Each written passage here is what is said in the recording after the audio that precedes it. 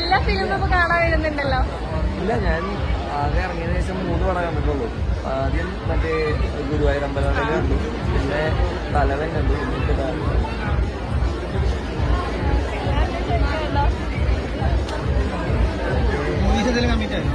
ഇല്ല, ഒന്നും കമ്മിറ്റ് ചെയ്തിട്ടില്ല. കേൾക്കും കൺഫേം. എനിക്ക് നല്ലൊരു പരിപാടിക്ക് സമയമുണ്ടല്ലോ.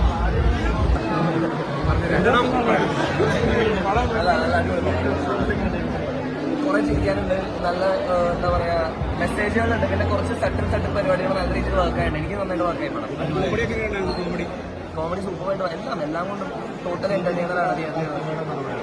എല്ലാ ആക്ടിനെയൊന്നും പറയുന്നില്ല, പക്ഷേ അതൊരു ബ്രില്യൻ്റ് ആക്ടർ, അടിപൊളിയായിട്ട്